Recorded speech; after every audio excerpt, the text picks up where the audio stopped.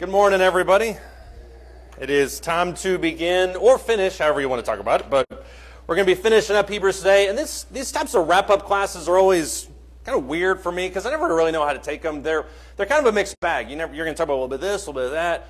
The main idea is what I want you to be thinking of, especially the early part of this class, but really through the whole class, is what's the point of Hebrews? Because if you're anything like me, you read through the book and you think, well, I never really noticed that before, I never saw that before. So that's what I want you to be thinking about as we talk about Hebrews this morning. We're going to be reading quite a bit, at least from my notes.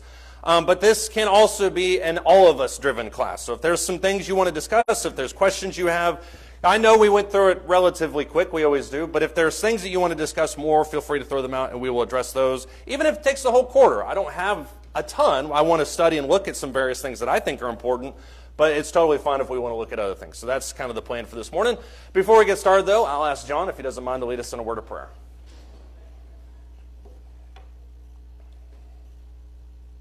Heavenly Father, thank you so very much for being our God, being our Father. Thank you for sending Jesus, allowing him to come and be born a human, walk among us, and teach us, and then to finally suffer and die and on the cross and be resurrected so that we might have new life and a new relationship with you. And we thank you so very much for that. And Father, we're going into a Bible study this morning. Help us to have open hearts and open minds. Help us to remember that we're in a spiritual warfare and we're fighting Satan and his forces. And we need to stay connected to you, Father, and to get our strength from you. So thank you for that. Father, just be with us and help us to grow, to learn, and to keep open hearts and open minds as we study your word. We ask these things in Jesus' name. Amen. Amen. Thank you. Before we actually jump back into Hebrews, I realized this morning that this is the last quarter or last class of this quarter, so it just makes sense to kind of announce what we're going to be talking about next quarter. There's a couple of different things. One of them is very normal, very ordinary. Wednesday nights, and I didn't realize this is probably not the best Wednesday night in the darkness kind of class, but we're going to be discussing Numbers. I know when you think of Numbers, you think this is a book that's, very kind of, I don't know what the word for it is. It's not boring, because no book of the Bible is boring, but it seems very linear. You have this, you have this, you have this. It's actually a very action-packed book. It's all about the wilderness wanderings. It's not just all about the census. The first 9 chapters are. We're going to cover that relatively brief and jump into the wilderness wanderings and see those whole 40 years. So that's what Numbers is going to be about. I'm excited about that on Wednesdays. Sunday, I have some caveats on this after I announce it, but Sunday morning starting next week, I've titled this class Iceberg Faith.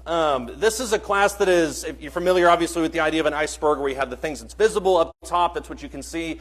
And then what's below the water is the things that you can't see. That's a cliche, it's been used several times before. But this is all about how to kind of dive deeper into our faith. We just got done with the Q&A class on Wednesday nights. There was lots of things that people were talking about, lots of questions that came up that I didn't anticipate. And I think that's just kind of an indication that there's a lot of things that we're thinking about that are much deeper than that. I'll put a caveat on this. I had a completely different class about 2 or 3 weeks ago. I was going in a completely opposite direction. That class was almost finished, and then I was reading some stuff that made me think this may be where we need to go next. It kind of got my mind going. So there's a very small, I would say about 12.7% chance that next Sunday will be a completely different class. But this is at least where I've prepared for over the last couple of weeks, and it's where I'm thinking of. If we don't do it this quarter, we'll certainly do it next quarter. But this won't just be a standard apologetics class. This is not going to be something where we just kind of take these arguments and kind of dissect them. I want to look at, for instance, some of the writings of the first century Christians. We're going to look obviously heavy into the Bible, but people like Jerome and Ambrose, people that were really deep thinkers in Scripture, how they wrestled with the idea of faith in the face of objections. And so that's going to kind of be the core makeup of this class. We will take various objections, but that's the whole idea for that class on Sunday. So I'm excited about it. I may not be on Thursday morning, but that's at least where I'm at right now. Let's jump into Hebrews, though, because this is where we're going to be spending the majority of our discussion this morning. Oops, that's not what we're supposed to be doing. What is the point of Hebrews? I forgot to put the title slide back in. That's what happens when I change things last minute. What's the point of Hebrews in your mind? That's kind of the name of this wrap-up class.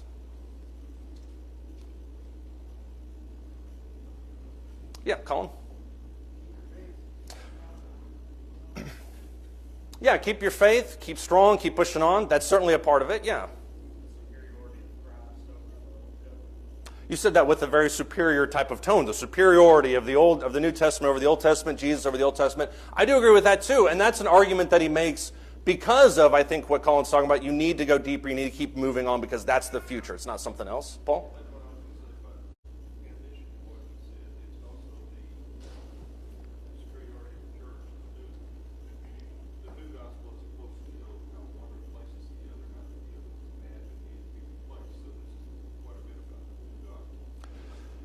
Yeah, and all the caveats that you just put on there, not that it's bad, but just needs to be fulfilled. That I think is what creates those misunderstandings in that first century. We have people that say, well, is the Old Testament worthless? Is it not good? Paul's constantly battling those, as we saw on Wednesday night when we looked at Romans.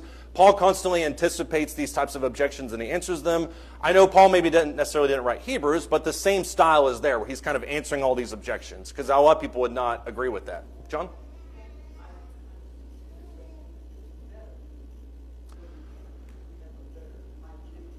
Mm-hmm. Yeah.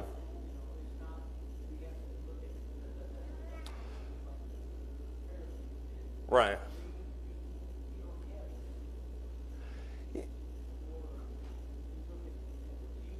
Mm-hmm. Right. Yeah, and better isn't just a word that you came up with on the spot. It's something the Hebrew writer uses over and over again to talk about the new covenant versus the old covenant, the new priesthood versus the old priesthood. So that is a very deliberate word. It's better than in every sense of the word, regardless or in comparison to the old covenant. So definitely, yeah. Curtis? I think it's interesting that in Hebrews it's very clear that the Old Testament was pointing to the Messiah, a better way, a better.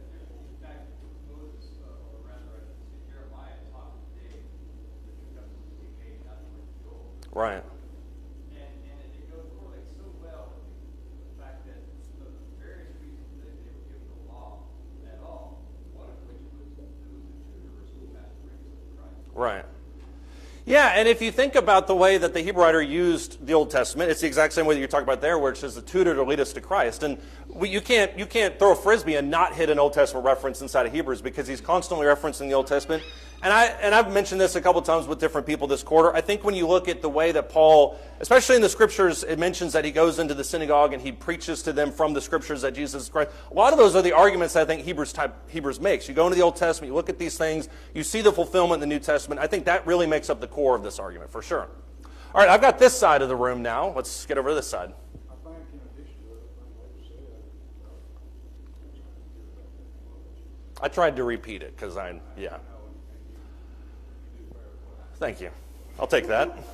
it seems to me like the culmination of what they've all said is his ultimate goal is to get them to really get a foundation of faith. Right. Hard foundation because of the persecution that gets them. Yeah. Prepare and be able to withstand. Right.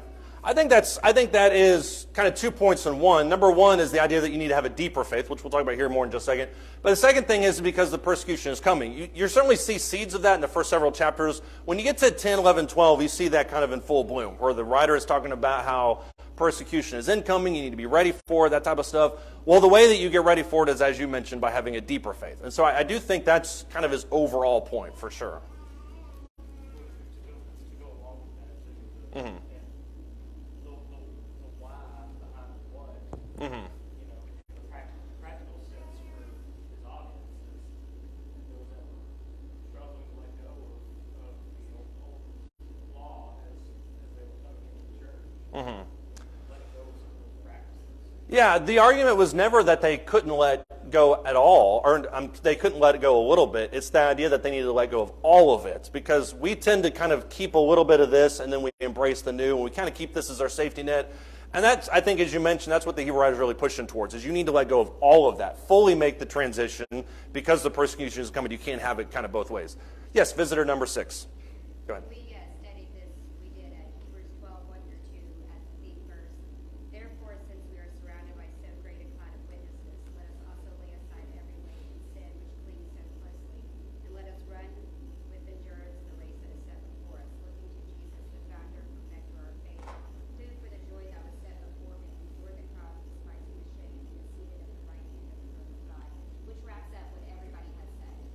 Yeah. was our great cloud of witness coming from the Old Testament into the New Testament, letting go of all of our sin, having our faith and hope, looking to Jesus who has perfected all of it and died for us. And it's just like, I just love that, those two verses. It really sums up all of it. It does, and I think what it does is gives those people courage to say, look, if all these people lived by faith, whatever that means, and faith in the Hebrew sense kind of talks about all of that he mentions in the first 10 or 11 chapters, if you say that these people were able to do this, and this was the reward for that, then so we should also have the reward. And Jesus is as he puts there in verse 2, the author and the finisher of our faith. He's kind of the guarantee of all of this. And so it does take quite a bit of faith to leap forward into what he's talking about. But these other people, as you mentioned, were able to do it. You can also, too. I think I totally agree with that for sure. Levi, I've gone to everybody else but you. That's wise, because you never raised your hand. Of course not. Does anybody else have any thoughts or comments? What is the point of, what are some of the main verses that I think you kind of pulled out of this? When you think back to this study on Hebrews, what are some of the concepts that jumped out to you? Because this class is basically my concepts, the things that jumped out to me. I want to hear from you. What are some of the concepts and the things that jumped out to you about Hebrews? Maybe things that you'd seen before, never heard before, hopefully never heard before, maybe never thought of before. What are some of those big points that you're pulling away from this class? Ken.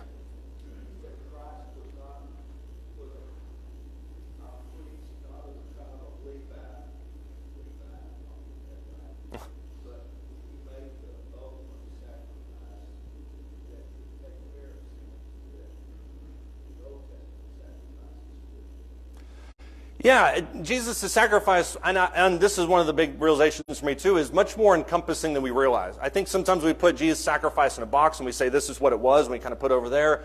But there was a lot more happening with Jesus' sacrifice than we acknowledge, I think, at first. That maybe appears on the surface. So I definitely agree with you for sure.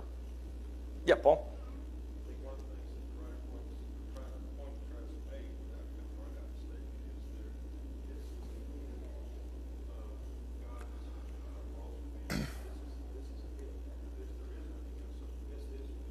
Right.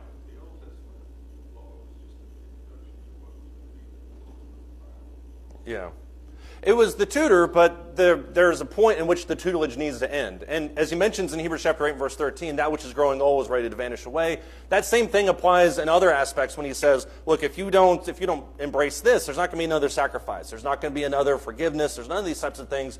So it's getting ready to vanish away, but it will eventually vanish away, and you need to let go of it completely. I definitely agree with that. Yeah, Devin? One thing, in that verse, it talks about the endurance of running the race. Hebrews 4 talks about the rest. Right. You don't really think about it that way a lot, the rest, and strive to enter that rest. You mentioned the word rest a lot. Rest comes after work. Right. So we know that all of this is going to be work. It's not supposed to be easy. It's not supposed to be just sitting down on a pew.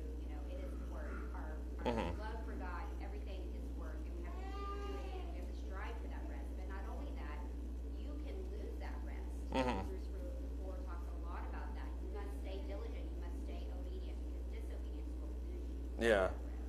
Yeah, and chapter 4 is a lot, and Joshua doesn't really make a huge movement in that chapter, but Joshua is used obviously to talk about Canaan. And the idea there is that as they push towards Canaan and they work towards that, Canaan was the rest that naturally comes after that life of faith, which is ironically a little bit of why we're talking about Numbers.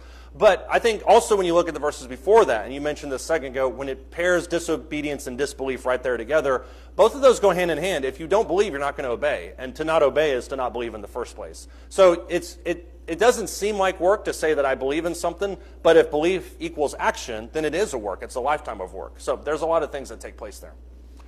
I think one of the biggest things that jumped out to me, and I've got 8 of these, and these are not the final word by any means. I was just making notes as we were going through the quarter, things that jumped out to me here and there. I think one of the first things that jumped out was that drifting can happen easier than we realize. Look at Hebrews chapter 2 and starting in verse 1. This is something I knew, obviously, about this book. I know he makes several of these points. But what jumped out to me is how often he returns back to this point. I think we just kind of move over some of these exhortation-style things and get back to the meat of it. But when you look, for instance, at Hebrews chapter 2, starting in verse 1, he says, "For this reason we must pay closer attention to what we have heard so that we do not drift away from it." That, and Joe kind of mentioned this earlier, that's arguably the biggest central point that he's trying to make, is to not drift away from what you've heard. For if the word, verse 2, spoken through angels proved unalterable, and every transgression and disobedience received a just penalty, how will we escape if we neglect so great a salvation? After it was at the first spoken through the Lord, it was confirmed to us by those who heard, God also testifying with them both with signs and wonders and by various miracles and by gifts of the Holy Spirit according to his own will. What does he say there in those 4 verses of Hebrews chapter 2? He says a lot. You can just stand and sing at the end of verse 4, and he's pretty much made his point, but...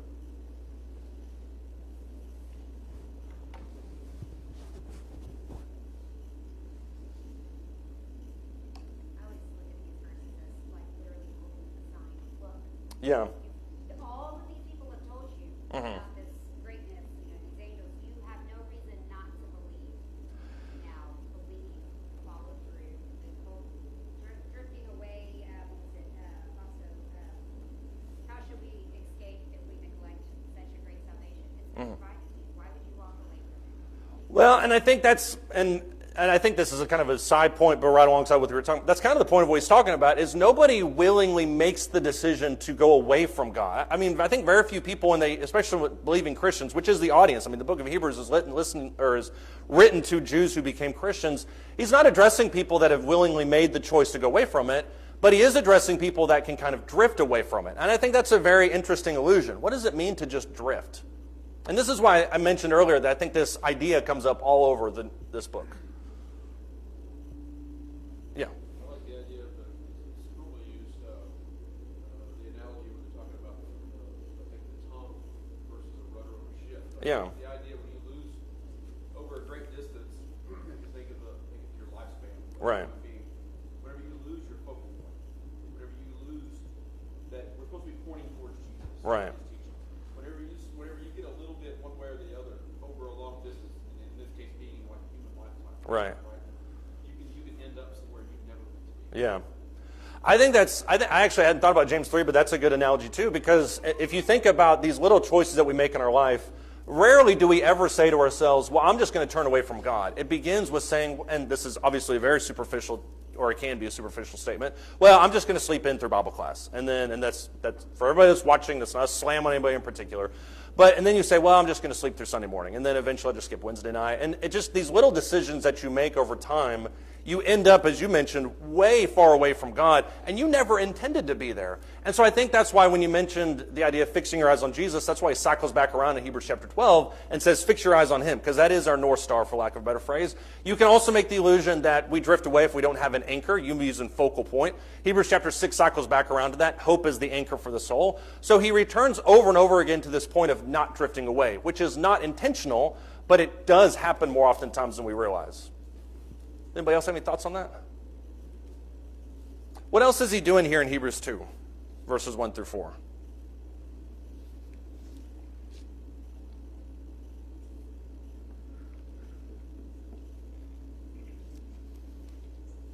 Chapter 1, he's dealing with the fact that Jesus Mm-hmm. is far superior to the angels. He compares to which of the angels did he call son, which of the angels did he call Right. son. He's establishing the fact that now God speaks to us by son, Right. not necessarily by his son, but rather by son in a manner of identifying. I can't help it. I don't know the word either. Yeah. Identifying quality of what was received. Right. Standard of what was received. Therefore, because of this, Yeah. we got to give him a lot of heat, because who is he? Right. The Son of God. And he goes on to illustrate how God comes to you to remain in your own domain. Right. And just as surely as they would say were punished, anyone who does not remain in the proper domain. Right. Yeah, I mean, if you, and this is kind of a side point to Hebrews chapter 12 that was mentioned earlier, if you look at the people who did disobey, then you see the outcome of their faith. And so that point I think is made deliberate in Hebrews chapter 11. Examine these lives and then examine the outcome of their faith. Know that there is a future for all of us, regardless, or depending on the decisions we make in this world. You're right. I mean, in Hebrews chapter 1, when he mentions this about Jesus and how he has now spoken to us with his son, and Hebrews chapter 2, he's confirmed through signs and wonders. The argument that he's making there is you guys were so quick to remain objective and laser-focused and devoted to the idea of the old law, but you need to kind of rearranged that towards God. You've already demonstrated your ability to be loyal. You now need to do that with Jesus. And I think some of that is based on the context. If you look at the way the Israelites were when they came out of captivity in that 400 years of intertestamental period, they were remarkably devoted to God. That's why you have the rise of the Pharisees and the Maccabees and the Sadducees, is because these are people who realize the punishment for their abandonment of God, and so they're laser focused on it. And what the Hebrew writer is doing is, look, I know what you've done there. You need to do that here with Jesus. That's really what you need to be doing. Look at chapter 3 and starting verse 12. It's kind of the same argument that he makes. And we could go chapter by chapter and look at all these points. We're not going to do that because I think that would take up too much time this morning. But in chapter 3, starting in verse 12, he says, take care, brethren, that there not be in any one of you an evil, unbelieving heart that falls away from the living God. There's that idea of drifting, falling away. Encourage one another day after day, as long as it is still called today, so that none of you will be hardened by the deceitfulness of sin. Well, that's Hebrews 10 and 12, kind of in a nutshell. Verse 14, for we have become partakers of Christ if we hold fast the beginning of our assurance firm until the end. That whole verse is about not drifting away. Chapter 4, from verse 1. Therefore, let us fear if, while promise remains of entering his rest, any one of you may seem to come short of it. For indeed, we have had good news preached to us, just as they also, but the word that they heard did not profit them, because it was not united by faith in those who heard. Verse 2 gives another qualifier under that idea of faith. What does he say about faith? What needs to happen with faith? And I know we're kind of jumping all over the place. That's the point.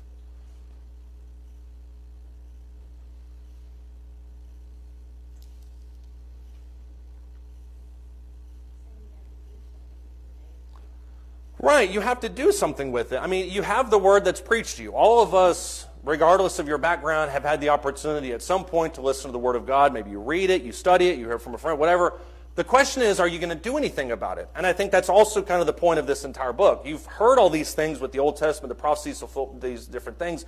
Are you going to actually do something with those prophecies, or are you just going to sit there and rest on it? You have to actually unite it by faith with those who heard. So that's the difference maker, at least in my opinion. Yeah, John?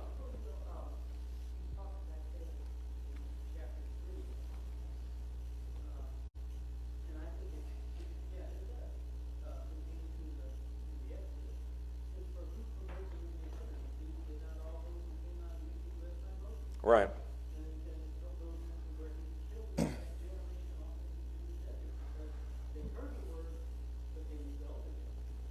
Yeah, and it's an interesting, I mean, I'm not big into psychoanalyzing stuff. I do it on an amateur basis, but I think the psyche of these people is phenomenal, because here you have a group of people that have seen things that nobody else on planet Earth have ever seen, with the parting of the Red Sea and the plague, all those different things. And then they wander through the desert following a pillar of fire and a cloud of smoke for, at least several months before the first time they reach Canaan. And yet by the time they get there, they think, well, this really isn't for me. I don't know what God really can do. I mean, that's almost a complete disconnect from what you've seen. But what's remarkable is their ability to follow that through the wilderness, but yet not follow it into Canaan. And I think that speaks to how a lot of people can fill churches and they can sit there and sing songs and we can study the Bible with everybody else, but we're not really committed. And I think that's the point that he's getting at. Keep going.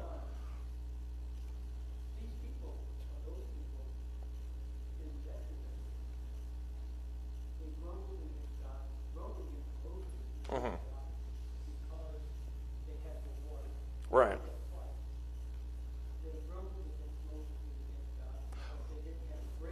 We've got a whole class about grumbling, complaining. Yes. Yeah.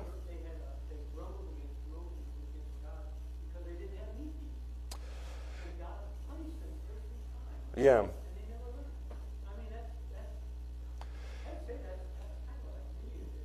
Yeah.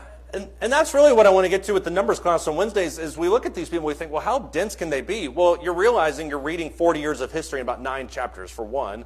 But it's not that different than how we would grumble and complain. So that's, I think, a lot of what we want to look at next quarter. But I agree with you. I mean, if it's first whether or not we have it, if it's how much, whether it's to my liking, whatever it is, we just find things to complain about. So, and that, I think, is where drifting can happen for sure. The other next point that I have kind of in my mind is Jesus' sacrifice was more impactful than we thought. How does Hebrews talk about the sacrifice of Jesus? Besides the fact that it happened. Yeah, Colin? Right. It only needed to be done once because he was a perfect sacrifice, and you have a billion verses that talk about the reasons why using the Old Testament, that type of thing. Yeah. And he uses logic a lot because he says, well, if you have an eternal sacrifice, you need to have, or eternal salvation, you need to have an eternal sacrifice that goes with it. That's stuff you just intuitively know. Yeah. There's no further sacrifice. Right. That's it. Yeah, there's not crucifixion part 2. I mean, I know Mel Gibson is creating a sequel to The Passion of the Christ. That's not really the point that he's getting at here. But there's not a second resurrection. There's not a second crucifixion that will come by with a better sacrifice. If you don't believe this, you're not going to believe anything else. And I think some of that goes back to what Jesus talked about when he says, if you believe me, or believe the signs, what is it? Oh, the people were asking for a sign. And he said, you've seen the signs. If you're not going to believe those, you're not going to believe anything else that I give you too. Totally butchering that. But it's in there somewhere. Just trust me. How else does Hebrews talk about the sacrifice of Jesus? And there's one aspect that we've talked a lot this quarter about. It hasn't been mentioned yet. How about how relatable it was? Look at Hebrews chapter 2 and verse 14. Not that any of us will hopefully be crucified for our faith. But when you look at Hebrews chapter 2 starting in verse 14, he does talk about the relatability of the sacrifice. He says, therefore, since the children share in flesh and blood, he himself likewise also partook of the same, that through death he might render powerless him who had the power of death, that is, the devil, and might free those who through fear of death were subject to slavery all their lives. For assuredly he does not give help to angels, but he does give help to the descendant of Abraham. Therefore he had to be made like his brethren in all things, so that he might become a merciful and faithful high priest in things pertaining to God, to make propitiation for the sins of the people. For since he himself was tempted in that which he was suffered, he is able to come to the aid of those who are tempted. The Hebrew writer talks a lot about the crucifixion. How does he describe it in those verses?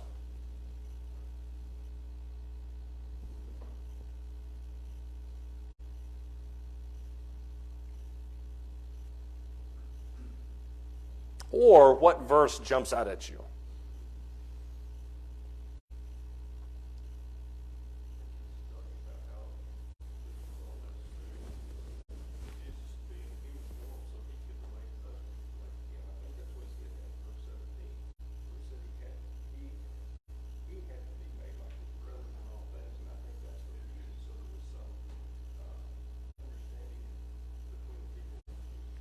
Yeah, we talked about way back at the beginning, I think maybe the week that we discussed this, we talked about how Jesus never asked us to do something he didn't do himself. And so when he comes down to earth and he lives the life of a servant, he's martyred for his faith, and obviously that's a loose context, but then he also is baptized. I mean, there's no aspect of Jesus' life that we can't relate to. And so I think the sacrifice kind of hones in on that at least a little bit, is that he had to be made like this. And other verses would use the word, it's fitting, it's fitting, it's fitting. It is very fitting the way that he offered that sacrifice for our sins. Look at verse 15, because to me, verse 15, I think, is one of the most impactful in this chapter. He says he might free those who through fear of death were subject to slavery all their lives. What does he mean by that verse? Because the sacrifice of Jesus did a lot of things. By the way, I have lots of verses on each one of these points. We don't have time to go through all of them, obviously, but if you would like them, I can give them to you. What does he say in verse 15? He's saying that people, everybody fears death, finality of death, whereas Jesus gave a life, an indication of a life after death. Right. Well, most people in this day and age, especially the Jews, except for maybe the Sadducees, they believed in a resurrection. They believed in a life after death. But I think what he points out here is the reality of it, the availability of it, the fact that there can be that path, which is what he comes in at the end of it. But he's also speaking directly to those people. We look at this and we think, yeah, I don't have to be worried about death anymore because the sacrifice of Jesus means that death isn't the final word for me. But I think it also means something for them. When they're struggling with persecution in the future, they don't have to be afraid to the point that it shakes their faith and their obedience. I think that's the whole reason that he mentions that there. Does anybody else have any thoughts or comments on that? Okay, we've talked about this a little bit so far, but the word was confirmed by every means possible. You see this once again in chapter 1, verses 1 through 4, 2, 3 through 4. Look at chapter 7, because I think this is part of it too. Chapter 7 and verse 15. We talked about the signs and the miracles and that type of thing. Chapter 7 and verse 15. he says, this is clearer still. If another priest arises according to the likeness of Melchizedek, who has become such not on the basis of the law of physical requirement, but according to the power of an indestructible life. For it is attested of him, you are a priest forever according to the order of Melchizedek. What is the big deal with Melchizedek in the book of Hebrews? Because the writer is about to talk about him, and then he takes a detour and says, you guys need some training, that's putting it mildly, before he returns to it. And then he has this whole exposition about Melchizedek. What's the point of that? Yes? That Melchizedek was a king and a priest, but he was not truly qualified to be a priest. It is an interesting conundrum, and the way the New Testament uses people before Moses, I think, is an interesting study of itself, because, for instance, he uses Abraham to talk about how there was faith that existed before the Mosaic faith. And you're right when you talk about Melchizedek in the same breath. Before you have the Mosaic priesthood, you had this conundrum of Melchizedek, which is a priest and a king. Well, how can you be a priest before the Mosaical law? And I don't know how the Jews tackled something like that, but the Hebrew writer tackles it by saying if there's a possibility for that, then there has to be a priesthood outside of the law, of which Jesus fulfills that. So I think that's kind of the main point there. What else is the point of bringing up Melchizedek? That he was higher or whatever than Abraham. Mm-hmm. The Jews look at Abraham as their progenitor. Right. So they would easily turn away from following Abraham's legacy. Mhm. But Jesus is now higher than that legacy.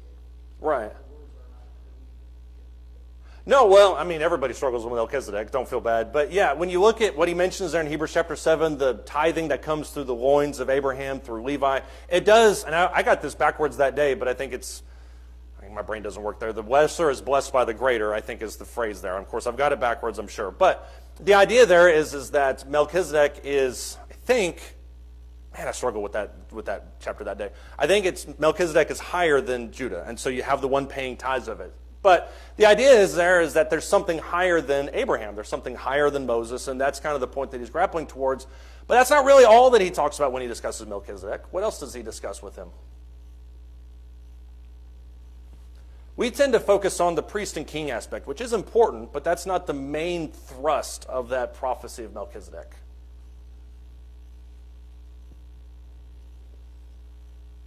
Where did Melchizedek come from? Nobody knows. Where did he go after this? Nobody knows. So how is that relatable to Jesus? How is that tied into who Jesus is? Because it literally says there, if you look at verse 17, you are a priest forever, according to the order of Melchizedek. So there's that eternal nature to the priesthood that he's talking about there.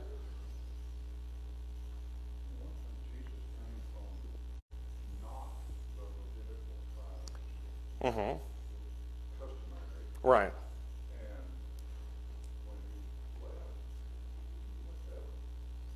Right. Right.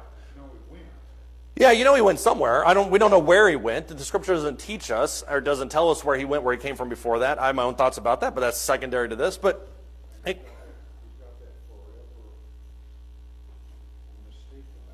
right. Yeah, I mean, when he mentions that you are a priest forever according to the order of Melchizedek, the king and the priest aspect are there. But the priesthood of the order of Melchizedek is designed to be eternal in nature, because nobody knows where he came from, nobody knows where he's going. And so Jews largely looked at this psalm that's brought out here, and psalm that Hebrew writer uses, as evidence of this eternal nature of the Messiah. Well, if the Messiah has an eternal nature, there has to be something higher than the Mosaic covenant, because we know its beginning and we know its eventual end. So there has to be something more there. And that's when we talk about the idea of going deep on your faith, it's stuff like this that we really need to grab hold of, especially if you were a Jew in that time period, because understanding how the eternal nature of the priesthood work gives yourself leverage when you talk to Jews and other people about persecution. Why do you believe what you believe? Well, it's because of stuff like this. So that's what I mean when we talk about going deep on our faith so you can be really grounded in it. Curtis? It seems to me that also that the writer having established that Melchizedek's priesthood is superior to that of the Levitical priesthood, and there is a priesthood superior to that, so also is Christ's priesthood superior to that of the Levitical. Right. Yeah, if once again we're revisiting the backwardsness of my thoughts, but if the idea is that Melchizedek is higher than Abraham, then, and Moses came out of the Abrahamic covenant, that whole thing, or the Abrahamic line, then there has to be something higher than Abraham. Well, that priesthood in that order of Melchizedek is Jesus. And that's, I think, part of this too, is when people would read these verses in the Old Testament, they would read them in the New Testament as they're Jews, they would think, well, okay, you're a priest forever according to the order of Melchizedek. I, Bill, in the first century, don't really know what that means, but it's also not really important for me. And so what Hebrews challenges us to do is take a step back and say, why is that important? What does that mean? What's the implications for it? That's what we need to be doing with our faith. Now, that's really what the whole point of Hebrews is about in my mind. I think it also talks a little bit about the fact that the Old Testament pattern was perfectly designed, and yet it was imperfect. How can something be perfectly designed and yet imperfect at the same time? Well, it was perfectly designed, and in fact, it was trying to lead it from, but it couldn't forgive removals. Exactly. Permanently. What it was meant to do, it nailed it across the board. There's no question that the Old Testament pattern was perfect in every way for what it was trying to do.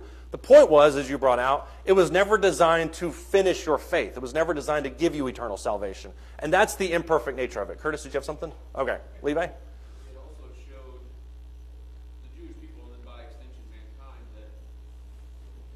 that they can't live perfectly. And Right. They need a savior.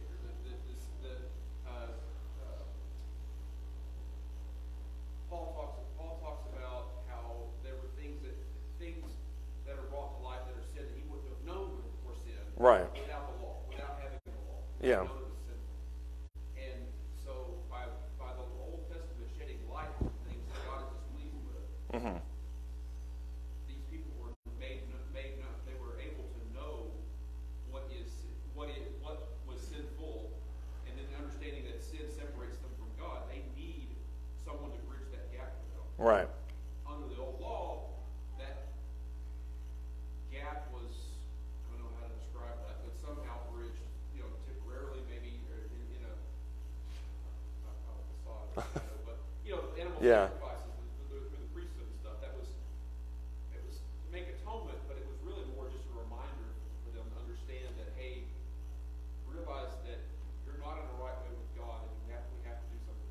Right. But it set them up, all those years of doing this set them up to understanding that we need something more. Yeah. We need a savior.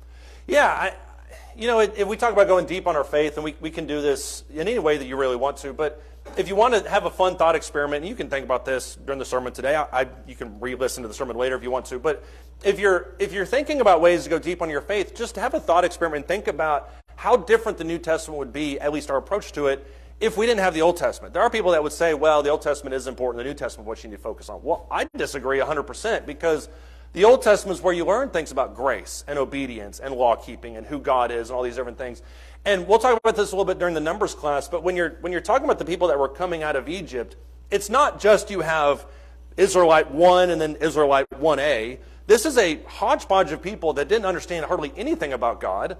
And then when they come out of Egypt and they're at Mount Sinai, that's the formation of the religious community. And they spend that time learning about God over the next 2,000 years. So it's not as if it's perfect in every way. And as a matter of fact, it mentions that here in verse 18 and 19. It just doesn't give eternal salvation. But it was never really designed to do that. Yeah. We have to be careful to not say God made a mistake. No. People say that. No. I've actually heard people say that. God made a mistake with that. It's like, no, it did, like you just said, it did exactly what it was supposed to do. Right. Unfortunately, as people, we twisted and turned it and misunderstood it. Right. And it's only, as Levi was talking about, it's only through the yearly sacrifice for your sins, you think, there has to be something better. I don't have that many ox to slaughter. I don't have that many. There has to be something better that provides longer-term fixing than this. Yeah. Go ahead. Hebrews 11, where he does the hall of faith, that's a small sampling of things you could pull out of the Old Testament of people living in ways that please God, right? Mm-hmm. And so you don't have the Old Testament recorded for you. That chapter doesn't exist. Right. You wouldn't have all those examples for you. Yeah. It doesn't mean anything because, and that's one of the other mistakes that people make about the Old Testament is they say, well, it was all just law keeping. It was all obedience. It was all robotic. I mean, look at any of those characters in Hebrews chapter 11 and find me one robotic person in there. What you have is Abraham, who demonstrates enormous faith on multiple different levels. Moses, Rahab, all these other different people. I mean, it's a great concept. Yeah. I don't know if this has anything to do with why God did what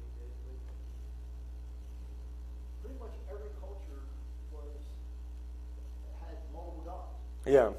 So that the idea of one God Mhm. over everything was fantastic. Yeah. It was out of the ordinary. So it was going to take a long time to cement the idea that there is only one God when everybody else is worshiping one God. Right. Virtually every version of God that man creates is an image of man himself. And so the only way that people have been able to conceptualize a God that is over everything is if it comes from God. I mean, we can't fathom the idea of a monotheistic, universal, omniscient, omnipotent God. That's who he is. And so people come up with all these different idols that do things differently than that. Yeah, that's a great point.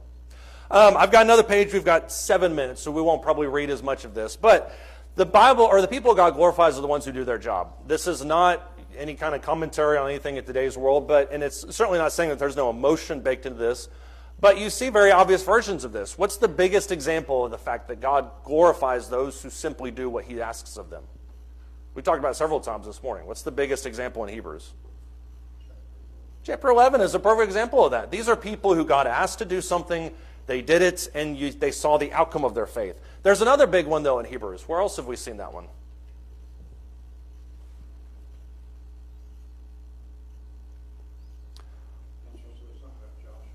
Joshua is there. I did. And Joshua he's not ignored, but it's more of the story of Joshua instead of Joshua himself. But that's a fair statement, too. So that's cheating, but yes, it is the same thing. Yes, Christ was glorified because of what he did, and that's something Philippians 2 brings up too as well. What does he say about Moses in chapter 3?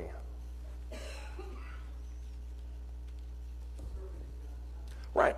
Jesus was the son of the house, but Moses was a servant, and Moses did his job, but his status was never as a son. Jesus was a son, so there's a difference there. But regardless, Moses is exemplified as this person that did exactly what he was asked to multiple times.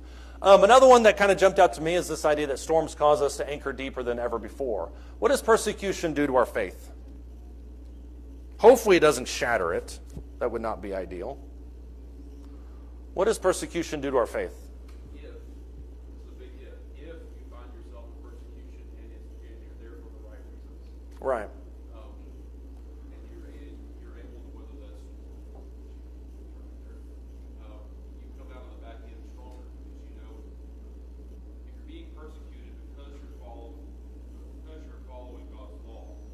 Well, that shouldn't be news to you. We're told it's going to happen. Right. You're going to be ostracized from certain groups. You're going to be looked down upon, talked bad about, whatever. I mean, there's a lot of things that happen to us today that pale in comparison to what happened to us in the church. Right. Hopefully we don't have to live to experience those types of things. But when you come out of the backside of that, your faith should be stronger. It should be. Yeah. I mean, that's what James 1 talks about, is that the proving of your faith, and Peter talks about this, as if by fire, refines it, purifies it, which that's just a phrase that talks about how it burns off all the impurities, all the things that you think you know, and blah, blah, blah, and it just brings it down to what it actually is. Where do you actually stand with God? That's really the only question that matters in this entire universe. But I think when we talk about storms, and we talk about persecution alongside it, sometimes we conceptualize persecution as being swords and punishment and physical pain. Persecution really is, and it can be as small as this, and I know I'm speaking hopefully not out of turn. Persecution is really anything that represents a challenge to our faith. So when we exist in our life and we talk about this, we talk about that, and somebody says, well, do you really believe that? On a microscopic level, that can be considered a little bit of persecution because you're pushed back on your faith. Now, obviously, he talks about in Hebrews 12, you have not yet resisted the point of shedding blood. That's the other end of the spectrum. But any kind of challenge to our faith forces us to do exactly what Levi did, which is kind of re-examine it, refine it, become stronger on the other side. What else does persecution do to our faith? Or any storm of life, if you want to put it that way.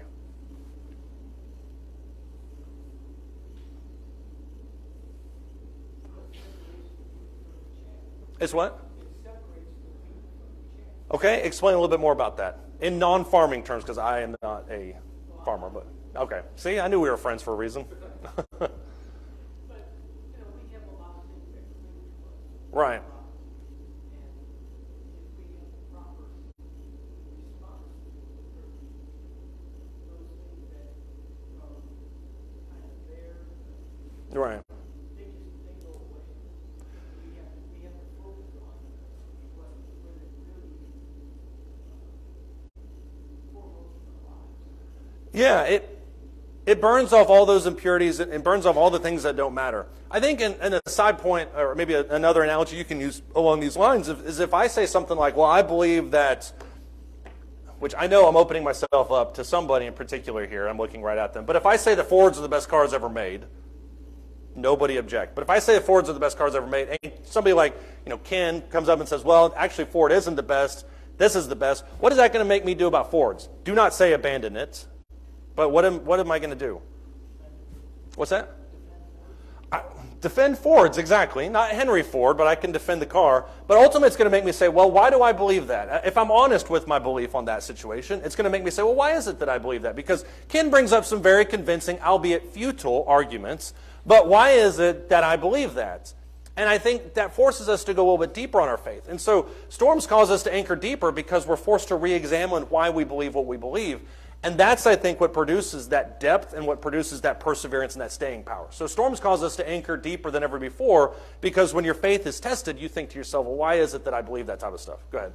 It can be said that today, as you look across the land, there are a lot of, shall we say, smooth sailing Christians. That can be, yeah. And I use the word Christian accommodation. Mm-hmm. People that would, if faced with real challenges, they might just as quickly turn on God. Why are you doing this? Or maybe he was never there in the first place. Right. Like, why has this happened to me? And their faith is gone. Right. And this is the farming out, the sowing of the seed. I know that farming term, yes. Shallow roots and that kind of thing. Yeah. It's like, Yeah, I mean, when it really comes down to it, how much do you believe in your faith? Because when somebody metaphorically puts a gun to your head, do you still believe it? Are you willing to sacrifice your life for it? Are you willing to live for it? And those are questions that we all need to be examining regardless of whether or not persecution exists or not. I think that's a great point. These last two are relatively straightforward. We've talked about these at length this morning so far. But pushing towards Christ is a team effort. In chapter 12, when it says strengthen the knees that are weak, the hands that are feeble, it talks about looking out amongst yourself. Chapter 10, 24, and 25 does the same thing. Looking out amongst ourselves and thinking to ourselves, how can I encourage other people? Knowing with the hope that people are doing the same for us. Everybody should be looking here in some situations, how can I strengthen Brady? How can I strengthen this guy, that guy? And we should all likewise be doing that with you. And so pushing towards Christ is a team effort. I think that gets understated in America because we think to ourselves, well, I'm independent, I can do this all myself. You really can't do it all yourself. And that's the first realization we need to have. Yeah.